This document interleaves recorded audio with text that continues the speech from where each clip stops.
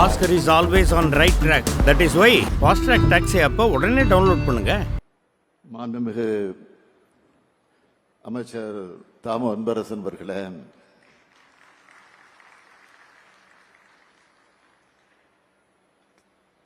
நாடாளுமன்ற உறுப்பினர் முன்னாள் ஒன்றிய அமைச்சர் திரு டி.ஆர். பாலு அவர்களே, நாடாளுமன்ற உறுப்பினர் திரு செல்வம் அவர்களே, சட்டமன்ற உறுப்பினர்கள், தமிழக காங்கிரஸ் கட்சியினுடைய தலைவர் திரு செல்வ பெருந்தகை அவர்களே, திரு ஏ. கருணாநிதி அவர்களே, திரு எஸ்.ஆர். ராஜா அவர்களே, திரு எஸ்.எஸ். பாலாஜி அவர்களே, திரு வரலட்சுமி மதுசூதன் அவர்களே, திரு பாபு அவர்களே, தொடக்கத்திலே வரவேற்று மகிழ்ந்திருக்கக்கூடிய தலைமைச் செயலாளர் திரு முருகானந்தம் ஐஏஎஸ் அவர்களே, கூடுதல் தலைமைச் செயலாளர் முனைவர் அதுல் ஆனந்த் ஐஏஎஸ் அவர்களே, செயலாளர் வீரராகவர் அவர்களே, ஆணையர் திரு நிர்மல்ராஜ் ஐஏஎஸ் அவர்களே, காஞ்சிபுரம் மாவட்டத்தினுடைய ஆட்சித்தலைவர் திருமதி கலைச்செல்வி மோகன் ஐஏஎஸ் அவர்களே, உள்ளாட்சி அமைப்புகளின் பிரதிநிதிகளே, அரசு உயர் அலுவலர்களே, கலைஞர் கைவினை திட்டத்தின் கீழ் பயன்பெற இருக்கக்கூடிய பயனாளி பெருமக்களே, பெரியோர்களே, தாய்மார்களே, பத்திரிகை மற்றும் ஊடகத்துறை சார்ந்திருக்கக்கூடிய நண்பர்களே,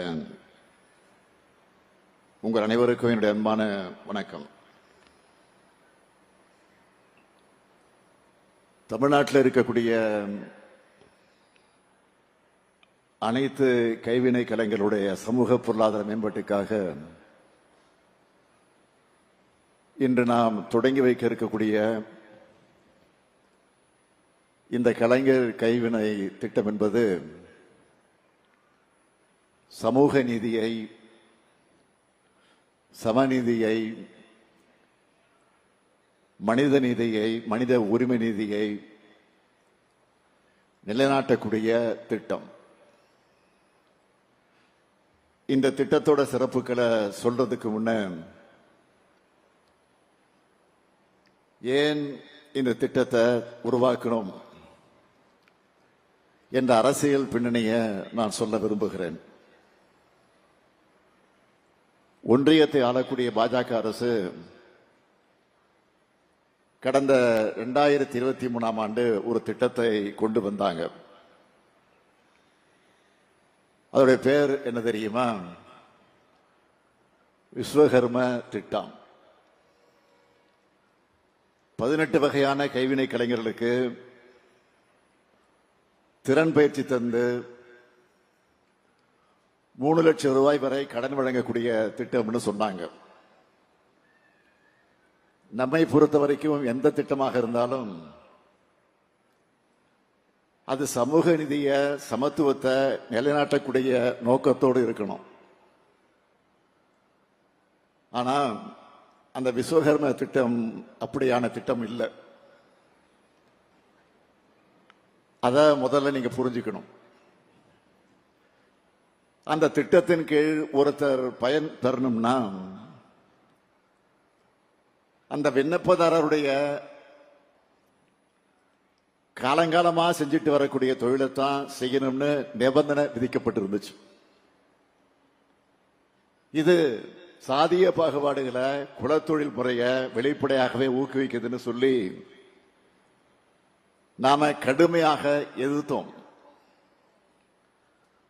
அது மட்டும் இல்ல, விண்ணப்பிக்க வர்றவங்களுக்கான குறைந்தபட்ச வயது 18ன்னு நிர்ணயிக்கப்பட்டு இருந்ததை பார்த்து எனக்கு அதிர்ச்சியும் வேதனையும் உண்டாச்சு. 18 வயசு என்பது ஒரு மாணவர் உயர்கல்விக்காக கல்லூரிக்கு போகிற வயசா, இல்ல குடும்ப தொழிலை செய்யணும்னு தள்ளிவிடுற வயசா? படிப்பை விட்டு வெளியே போற மாணவர்களையும் மீண்டும் கல்வி சாலைக்குள்ள அழைச்சிட்டு வர்றதுதான் ஒரு அரசோட கடமையை தவிர அவங்கள படிப்பை விட்டு வெளியேற்றுறதும் அதுவும் குடும்ப தொழிலை செய்ய சொல்றதும் கிடையாது. நம்ம திராவிட மாடல் ஆட்சியில புதுமை பெண், தமிழ் புதல்வன் போன்ற திட்டங்கள் மூலமா ஸ்கூல் முடிச்ச எல்லோரும் உயர்கல்விக்கு போறத உறுதி செய்யணும்னு நாம பாடுபட்டு இருக்கிறோம். ஆனா ஒன்றிய பாஜக அரசு குலத்தொழிலை ஊக்குவிக்க பாடுபடுது. நாம நான் முதலும் திட்டத்தில் எதிர்கால உலகத்தை எதிர்கொள்ள தேவையான திறன் பயிற்சிகளை கொடுத்து நம்ம குழந்தைகள் பெரிய பெரிய நிறுவனங்கள்ல உயர் பொறுப்புகள்ல வேலை செய்யணும்னு நாம நினைக்கிறோம். ஆனா பாஜக என்ன நினைக்குது? குடும்ப தொழில பயிற்சி கொடுத்து அவங்கள வெளி உலகத்தை பார்க்க கூடாதுன்னு நினைக்குது. அதுவும் சாதிய வேறுபாடுகள் நிறைஞ்ச இந்திய சமூகத்தில் இது என்ன மாதிரியான விளைவுகளை ஏற்படுத்தும்? இத மனசாட்சி உள்ள ஒருத்தர் எப்படி பொறுத்துக்க முடியும்? அதுவும் 1950களில் குலக்கல்வி திட்டத்தை எதிர்த்து களம் கண்ட தமிழ்நாடு இதை அனுமதிக்குமா? அந்த உணர்வோடு தான் தமிழ்நாடு அரசு இந்த திட்டத்தை செயல்படுத்த 3 முக்கிய மாற்றங்களை மேற்கொள்ள வலியுறுத்தி மாண்புமிகு பிரதமர் அவர்களுக்கு நான் கடிதம் எழுதினேன். அதில் நான் குறிப்பிட்டது முதல் மாற்றம், விண்ணப்பதாரரின் குடும்பம் பாரம்பரிய தொழில ஈடுபட்டிருக்கணும் என்கிற கட்டாய நிபந்தனையை நீக்கி தகுதியான தொழிலையும் யார் வேண்டுமானாலும் செய்யலாம்னு மாத்தணும். அடுத்து 2வது மாற்றம், விண்ணப்பிக்க குறைந்தபட்ச வயது வரம்ப 18 35 உயர்த்தணும். அடுத்து 3வது மாற்றம், கிராமப்புறங்கள்ல பயனாளிகளை சரிபார்க்கும் பொறுப்பை கிராம பஞ்சாயத்து தலைவரிடமிருந்து கிராம நிர்வாக அலுவலர்களுக்கு மாற்றணும். ஆனா மிக மிக முக்கியமான இந்த 3 மாறுதல்களை ஒன்றிய அரசு ஏத்துக்க மறுத்துட்டாங்க. எந்த திருத்தமும் செய்ய முடியாதுன்னு சொல்லிட்டாங்க. அதனாலதான் பிரதமரின் விஸ்வகர்மா திட்டத்தை தற்போதைய வடிவத்தில் தமிழ்நாடு அரசு செயல்படுத்தாதுன்னு ஒன்றியத்தில் இருக்கக்கூடிய MSME துறையினுடைய அமைச்சருக்கு எழுத்துப்பூர்வமாக இதை நாங்க தெரிவிச்சிட்டோம். அதே நேரத்தில் கைவினை கலைஞர்களின் வாழ்வாதாரத்தை முன்னேற்றுறது அதுல நாங்க உறுதியாக இருக்கோம். அதுக்காக சாதி அடிப்படையில் பாகுபாடு காட்டாத ஒரு திட்டத்தை உருவாக்க நாங்க முடிவு பண்ணோம். அதன்படி உருவானதுதான் இந்த கலைஞர் கைவினை திட்டம் என்பதை நீங்க புரிஞ்சுக்கணும்.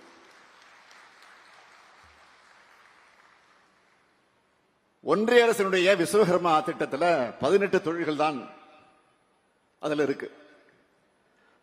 ஆனா நம்ம கலைஞர் கைவினை திட்டத்தில் 25 வகையான தொழில்கள் சேர்க்கப்பட்டிருக்கு.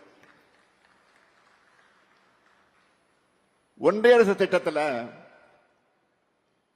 விண்ணப்பதாரர் அவருடைய குடும்ப தொழிலை மட்டும்தான் பார்க்க முடியும்.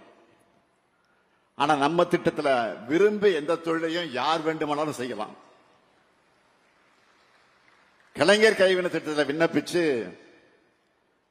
குறைந்த வயசு 35 இருக்கணும்னு நிர்ணயிச்சிருக்கோம்.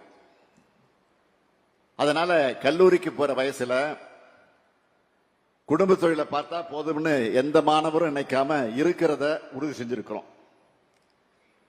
இந்த திட்டத்தில் 50,000 முதல் 3 லட்சம் வரை மானியத்தோடு கடன் வழங்கப்படுது. விஸ்வகர்மா திட்டத்தில் மானியம் கிடையாது. இதுவரை 24,907 விண்ணப்பங்கள் வந்திருக்கு. இதுவரை 24,907 விண்ணப்பங்கள் இதுவரைக்கும் வந்திருக்கு. வங்கிகளுக்கு பரிந்துரைக்கப்பட்டு 8,951 பயனாளிகளுக்கு 170 கோடி ரூபாய் கடன் ஒப்புதல் அளிக்கப்பட்டிருக்கு. கலைஞர் கைவினை திட்டமானது தமிழ்நாட்டில் இருக்கக்கூடிய அனைத்து வகை கைவினை கலைஞர்களுக்கும் அதிகாரம் அளிக்கக்கூடிய வகையில் உருவாக்கப்பட்டிருக்கு. யாரையும் விளக்காம, சமூக பாகுபாடு பார்க்காம உருவாக்கப்பட்டிருக்கு. ஆர்வமான கைவினைஞர்கள் விரும்பின தொழிலை செய்யலாம் என்கிற அடிப்படையில் தான் இந்த திட்டத்தை உருவாக்கி இருக்கும். ஒரு காலத்தில் அப்பா பார்த்த தொழிலைத்தான் பிள்ளையும் பார்க்கணும்னு குலத்தொழில் முறை இருந்துச்சு. அந்த அடிப்படையில் தொடக்கத்திலே நான் சொன்ன மாதிரி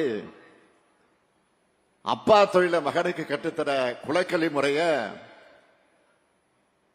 ராஜாஜி ஆட்சி காலத்தில் உருவாக்கினாங்க.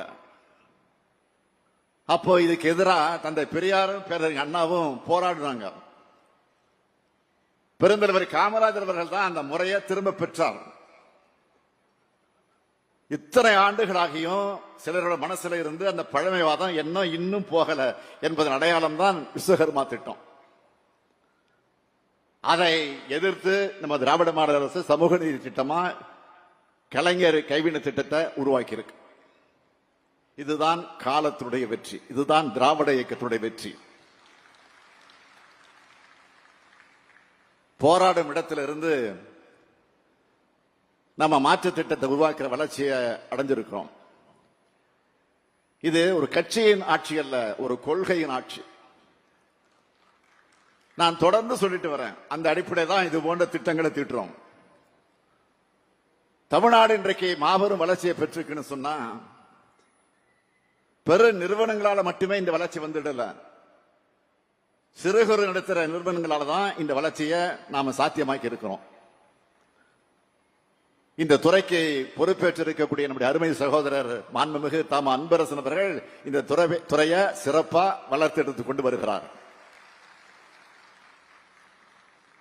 கடந்த 10 ஆண்டுகள்ல இல்லாத அளவுக்கு MSME நிறுவனங்களை அவர் வளர்த்தெடுத்திருக்கிறார். அவை பெருந்தொழிலுக்கு துணையாக இருந்து நாட்டின் இன்க்ளூசிவ் மற்றும் ஆல்ரவுண்ட் சமூக வளர்ச்சிக்கு குறிப்பிடத்தக்க பங்களிக்கிறது. உள்ளூர் வளங்களை பயன்படுத்தி அந்த பகுதி மக்களுக்கு வேலை வாய்ப்பு வழங்குறதுல மக்கள் வேலை தேடி தொலைதூரங்களுக்கு இடம்பெயராது பெருமளவு தடுக்கப்படுது. MSME தொழில் நிறுவனங்கள் எண்ணிக்கையில தமிழ்நாடு இந்தியாவிலே 3வது இடத்தை வகித்துக் கொண்டிருக்கிறது. தமிழ்நாட்டில் சுமார் 33 லட்சம் MSME தொழில் நிறுவனங்கள் பதிவு செய்யப்பட்டிருக்கு. இந்தியாவுடைய மொத்த எண்ணிக்கையில இது எவ்வளவு தெரியுமா? 9.4 விழுக்காடு. அனைத்து மாவட்டங்களையும் தொழில் வளர்ச்சிகளை, தொழில் முயற்சிகளை பரவலா நாம தொடங்கி வரோம். அந்த வகையில தான் கலைஞர் கைவினை திட்டமும் முன்னோடி திட்டமாக தொடங்கப்பட்டிருக்கு. கலைஞருடைய வாழ்வாதாரத்தை பாதுகாத்து அவங்க வளர்ச்சிக்காக தமிழ்நாடு கைவினை பொருள்கள் மேம்பாட்டு நிறுவனம் பூம்புகார் நிறுவனத்தை முதலமைச்சராக தலைவர் கலைஞர் அவர்கள் 1973ஆம் ஆண்டு தொடங்கி வச்சார்.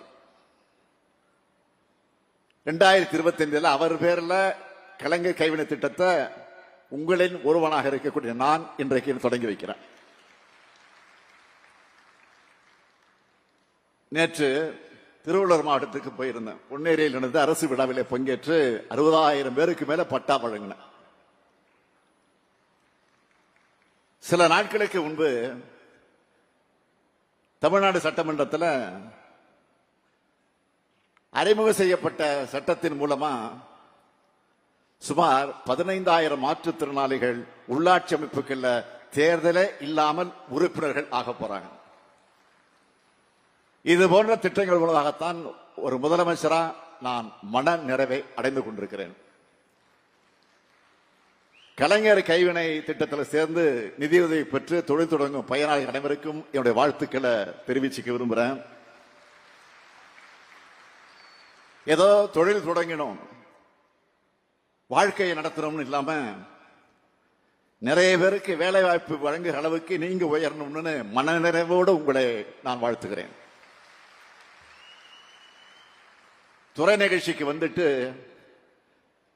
கோரிக்கைகளை நிறைவேற்றாம போனா நீங்க விட மாட்டீங்க. அது அன்பரசன் சும்மாவே விட மாட்டார். தொலைச்சி எடுத்துருவாரு. அந்த வகையில தொழில்களை ஊக்குவிக்கவும் தொழில் முனைவோர்களுக்கு உதவுற வகையில இந்த விழாவின் மூலமாக 5 அறிவிப்புகளை வெளியிட விரும்புகிறேன். முதல் அறிவிப்பு, அறிவுசார் சொத்துரிமையான புவிசார் குறியீடு பெறுவதற்காக வழங்கப்பட்டு வரக்கூடிய மானியம் 25,000 ரூபாயிலிருந்து 1 லட்சம் ரூபாயாக உயர்த்தி வழங்கப்படும்.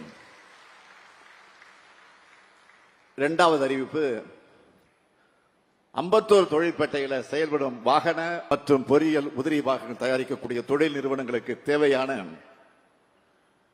அளவியல் மற்றும் உலோகவியல் ஆய்வகங்கள் 5 கோடி ரூபாய் செலவில் அமைக்கப்படும். மூன்றாவது அறிவிப்பு, தொழில் நிறுவனங்கள் மிகுதியாக இருக்கக்கூடிய காஞ்சிபுரத்து பழதண்டலத்தில் சாலை கட்டமைப்பு மற்றும் மழைநீர் வடிகால் அமைக்க 5 கோடி ரூபாய் செலவில் உட்கட்டமைப்பு வசதிகள் மேம்படுத்தப்படும். நாலாவது அறிவிப்பு, காக்கலூர் உற்பத்தியாளர்கள் தொழிற்பேட்டையில் தொழில்நுட்ப திறன் மேம்பாட்டுக்கான பயிற்சி மையம் மற்ற இயந்திர தளவாடங்கள் கூடிய பொது வசதி மையம் 3 கோடியே 90 லட்சம் ரூபாய் செலவில் ஏற்படுத்தப்படும். ஐந்தாவது அறிவிப்பு, குறு மற்றும் சிறுதொழில் நிறுவனங்கள் உள்நாட்டில் வர்த்தக கண்காட்சிகள் மற்றும் நிகழ்வுகளில் பங்கேற்க வழங்கப்படக்கூடிய காட்சிக்கூட கட்டணத்துக்கான நிதி உதவி 1 லட்சம் ரூபாயிலிருந்து 2 லட்சம் ரூபாயாக உயர்த்தி வழங்கப்படும். அரசு சார்பில் நாங்கள் வழங்குறது இந்த சிறு உதவி மட்டும்தான். அது மூலமா உரம் பெற்று உயர்ந்து வளர்ந்து நீங்களும் வாழ்ந்து மற்றவங்களையும் வாழ வைக்க வேண்டிய கடமை உங்க கையில் இருக்கு. தெய்வத்தான் ஆகாதது எனினும் முயற்சி தன் மெய்வருத்த கூலி தரும் என்கிறார் வள்ளுவர். முயற்சி திருவினை ஆக்கும் என்பதை அனைவரும் உணர்ந்து உழைப்பை செலுத்துங்க. உங்க தொழில புதிய டெக்னாலஜியை பயன்படுத்துங்க. தொழிலை விரிவு செய்யுங்க. உங்களையும் உங்க குடும்பத்தையும் உங்க பகுதியும் வளப்படுத்துங்கன்னு கேட்டு வாழ்த்தி விடைபெறுகிறேன். நன்றி.